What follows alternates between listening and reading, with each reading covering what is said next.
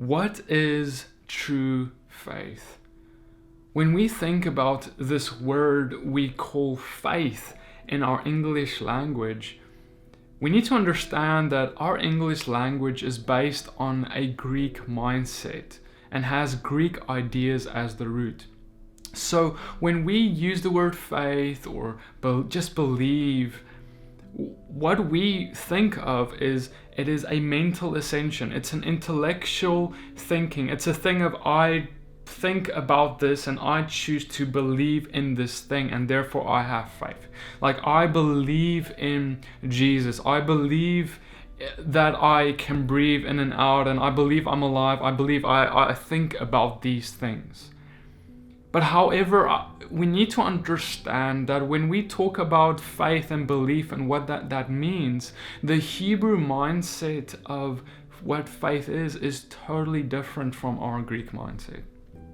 The Hebrew mindset of belief is not one of just saying I do this or that or thinking on it even or convincing ourselves inside that we believe, but rather true faith in the Hebrew mindset, and that is God's mindset, because He is the God of the Hebrews, Abraham, Isaac, and Jacob. His mindset is that faith is a mental ascension, like we just talked about, but one that is followed by action. And when there is true action, then when there is an action that proves that faith you had in your heart and in your mind is actually solid and true and real, only after that evidence of the outcome we can actually validate that faith we had initially was true. Now, we know this, we apply this to many things in many doctrines. For example, we teach that faith without works is dead. We teach that you can't just say you believe in Jesus yet you sin. Jesus Himself said, the one who says he abides in me ought to walk as He walked. So therefore, if you say you follow Him, you need to walk like He did. You need to do the things He said. We all know all this. However, what if I told you that this whole idea that we're talking about right now needs to be extended into spiritual giftings as well? You see, oftentimes, for some reason, we have disconnected the idea of faith and the application of faith in spiritual giftings from the application of faith in how we believe in Yeshua or how we believe other things regarding our faith. So regarding faith in spiritual giftings, what I found is oftentimes we try to convince ourselves that we have faith. And the way we do that is, whether it is in our mind or whether it is in our hearts, we try and say, yes, I have faith. God, I have faith in this. God, I believe you will do this. But oftentimes I want to submit to you that if we actually dig very deep inside our hearts, we will find that there is actually a lot of unbelief. And oftentimes that is the reason that God doesn't move and miracles don't happen.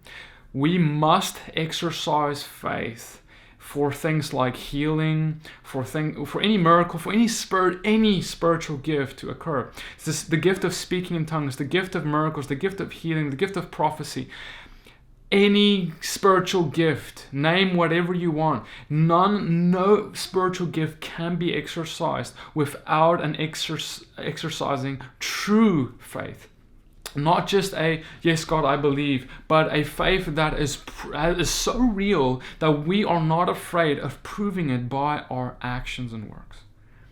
You see, brothers and sisters, it's not enough to see someone who is sick and who's limping down the street and just saying a little prayer in your heart and saying, oh God, please heal that person.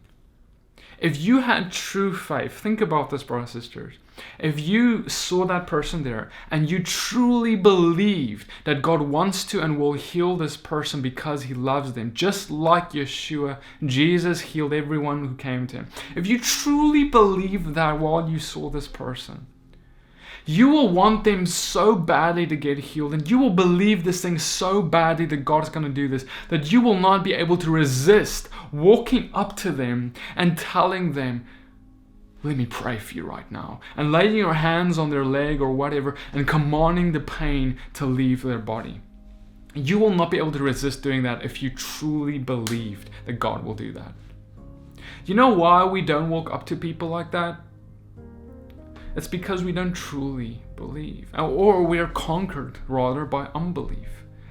And because if, brother, sister, I don't know about you, but if I truly believe God is going to do this thing, man, I don't even care what people are going to think about me anymore, because I know they're going to get healed. So who cares what they think? They're going to get healed, right? But the fact is, we don't go up to people like that oftentimes, because we just allow unbelief to conquer our hearts. You see, and sometimes we ask the question, my whole church, they prayed for this person to get healed of cancer or to get out of that wheelchair, yet they didn't. Why? It must have been God's plan. It must have been God's will for them to stay in that wheelchair, right? That's the things we come up with. But brothers and sisters, I want to ask you a question. Let's forget about this whole church that prayed. If Jesus himself, if Yeshua the Messiah himself walked up to that person and prayed for them, would they get healed or not? Of course we would say they would, because we fail to find any evidence in the scripture of Yeshua ever praying for anyone and them not getting healed.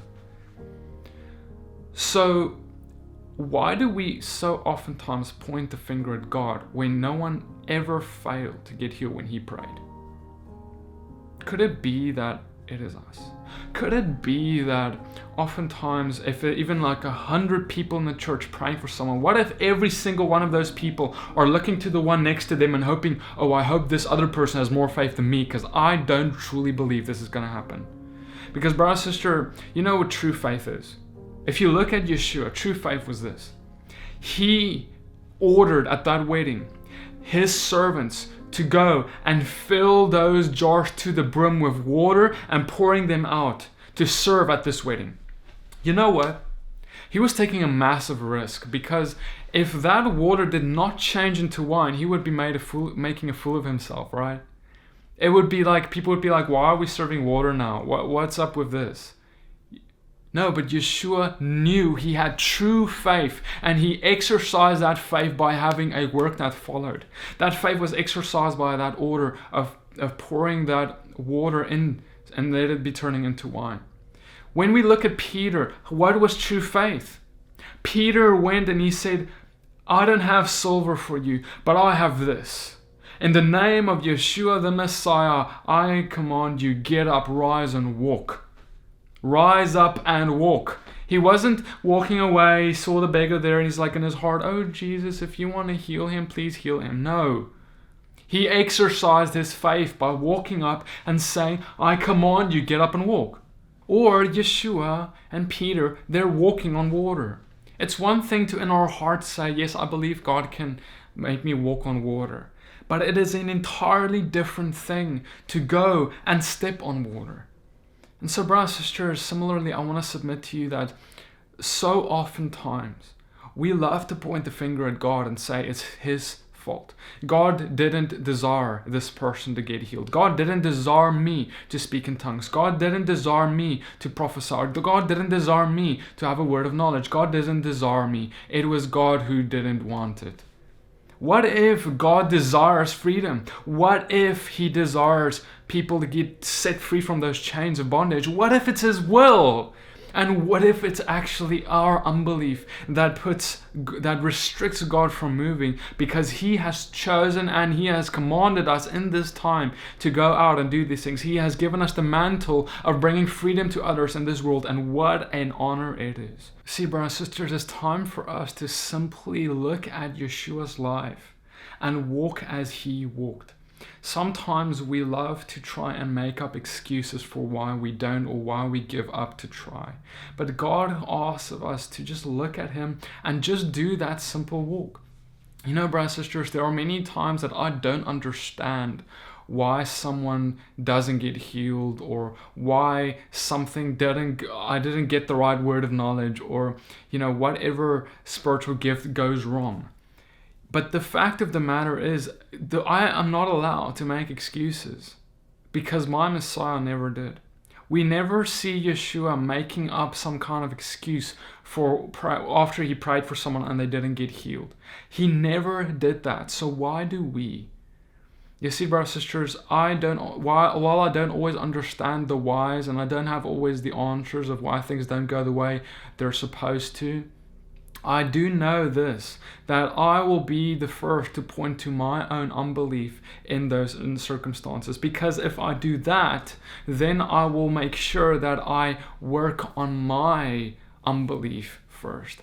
Because sometimes it's easy to point the finger at other things while neglecting the fact that we need to grow and we need to actually believe and we need to act our faith out and walk our faith out in greater ways every day. And to be honest with you, this is like the biggest problem and barrier we have and why we don't walk in spiritual giftings.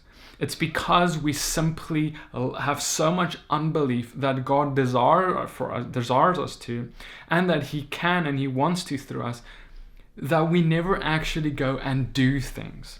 You know, you can listen to as many teachings as you want on spiritual giftings. You can have all the knowledge of the world about each and every one.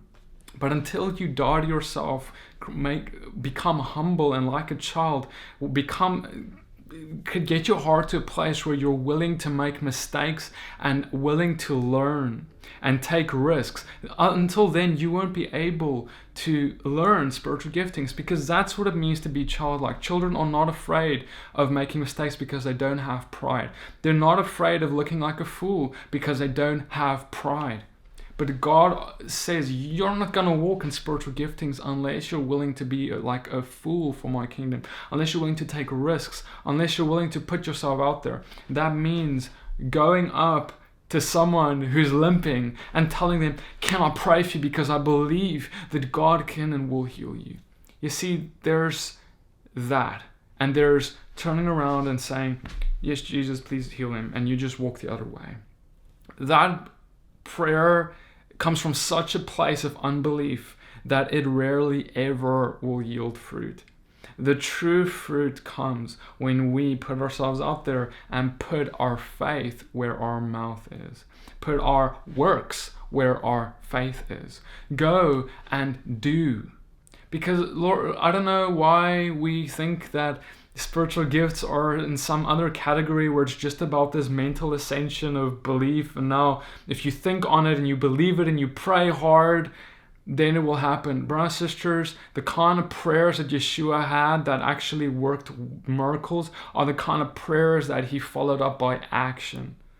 You see, I'm not saying that we should always have some kind of an action behind a prayer. But what I am saying is that if you truly believed that God will heal someone, why don't you go up to them and pray and command them to be healed?